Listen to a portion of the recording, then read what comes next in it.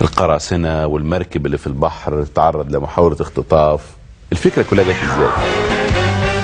فلقينا بيقول له القبطان طمني ايه الاخبار، القراصنه بيتعاملوا معاكم ازاي؟ قال له يا استاذ محمود ده اخر بهدله واخدين لبسنا وبياكلوا اكلنا. قال له طب وانتوا بتاكلوا منين؟ قال له بنعتمد على الصيد. وقصه كده. ايه ده؟ اعزائي المشاهدين مشاهدي برنامج البرنامج، الكلام للجميع. انا هنا قبطان المركب، يعني رئيس جمهوريه المركب.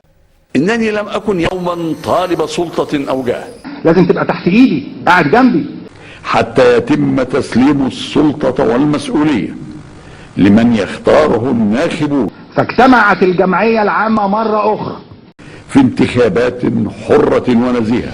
كان فيها ايه كل يعني؟ ربع ساعه مركب بتتخطف، كل ربع ساعه. كل لون بيدل على حاجة معينة. وما قدمته للوطن حربا وسلاما. الإخوة المواطنون، كانت الجمعية العامة لوحدها مع ممثلي الأمانة العامة. الإخوة المواطنون، حول ما لا تزال جمهورية الدستور. الإخوة المواطنون، ليه أمير البحار؟ وليه فكرة في ناس كانت هتقول لك انا والاستاذ يوسف معاطي. هل أفضل من رمضان ولا في نفس مستوى رمضان ولا أقل من رمضان؟ أنا بقول لك ده ليه؟ لأن بعض النقاد بدأوا يفكروا في فكرة تقييم الفيلم ومقارنته برمضان تحديدا باعتبار أنه آخر عمل أنت عامله. بالظبط. بعضهم شايف أنه هو أقل شوية من رمضان. لا ما بركبش حتى معدية يعني. على فكرة تايتانيك مش غلطة كبيرة قوي يعني، هو الفكرة خلاص حبينا الفكره جدا. مدام اسعاد بلغناها انبسطت جدا كل المجموعه، وابتدى المبدع يوسف معاطي يكتب. انا عايزه اقول لك من ساعه ما شفت فيلم تايتانيك وانا بخاف حتى اعدي من. ويعلم الشعب الظروف العصيبة التي تحملت فيها المسؤولية. الأكاديمية هي المكان الوحيد. الإخوة المواطنون، الفيلم ده في تقييمك أنت الشخصي في العالم الذي لديه تقنية إنتاج أفلام 3D بعد الولايات المتحدة الأمريكية، وأنتجنا مواطنون مواطنون مواطنون. اسمها ايه؟ ضمان. الحقيقه انا لازم اعترف. اتعلمتي تمسكيها ولا انت لسه ما قعدتيش عليها؟ لا احنا عندنا في الاكاديميه اتنفخوا السنتين اللي انت كنت فيهم في الاكاديميه تقريبا. كان وقتها ظاهره القرصنه هي ما زالت، بس وقتها كانت زايده قوي يعني. كل ربع ساعه مركب بتتخطف. دي الفتره اللي ابتدينا نسمع فيها على فكره القرصنه. يعني انا اتخطفت بس بيبقى الناس عارفه ان في حاجه موقف حصل. والمركب دي احنا خطفناها. بس انا لو ربان معاك امير نور الدين البحر صاحب المركب دي، وكل الناس دي في حمايتي. لان انا مش مسافره وخلاص، انا دي في مسؤوليه، انا مسافره بمسؤوليه ناس.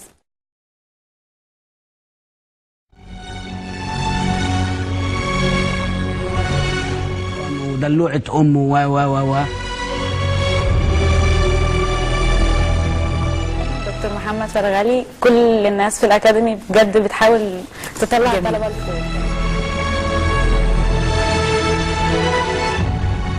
هو بصراحه كأب روحي لينا كلنا، كأولاد او بنات، هو بيساعدنا في كل حاجه في الاكاديميه، وهو سبب دخولي في الاكاديميه. يعني احنا طبعا بنحييه جدا لانه واضح ان هو ليه شغل كبير جدا.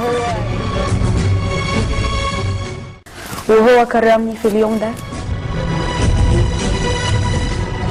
ده رئيس الأكاديمية. ده رئيس الأكاديمية. مش ناوي يتخرج. انت ولد تافه. استعجلنا.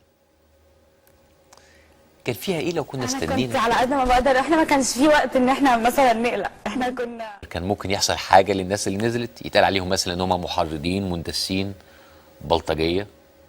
يعني انت اول حاجه انت عندك سفريه دلوقتي هتبقى المفروض 12 او 18 شهر. الحمد لله انا طمنت على بنتي، كفايه مع امير. انا كده قلقت عليها اكتر.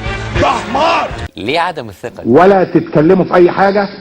قالوا طيب احنا هننسحب، قالوا لهم مع السلامة وانسحبوا من الجلسة لأنهم كانوا طول الجلسة على تليفونات.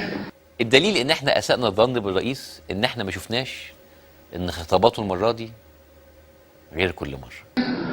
ثم مشي رئيس الأكاديمية السابق، كل ما افتكر ومشي مش بناء على تعليماتي، بناء على تعليمات السيد عمرو موسى. انا اول مره اسمع الكلام ده. اللي حذرني في الجامعه قال لي لا مكتب ولا عربيه بعد ما اتكشفت كل حاجه قدام المجلس الاقتصادي.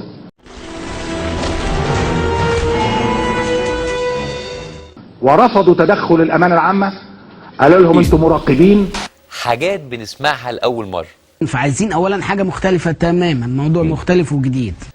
المشكله ما كانتش في الخطابات، المشكله كانت فينا احنا.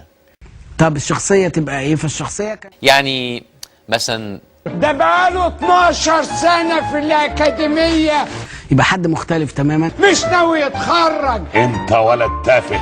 انا استغربت لما في ناس قالت لي احلى من رمضان. نعم. استحاله. فاشل. بطل هتعمل ايه؟ اسم الشخصيه ان ولد يبقى قبطان ودلوعه امه و واخد في وشك ورايح فين يا قبطان؟ ايه دي؟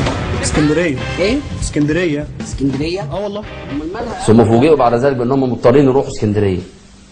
وراحوا اسكندريه ما لهمش مكان، مش عارفين يتعلموا. وده المستقبل الواعد ان شاء الله للاكاديميه في دورها.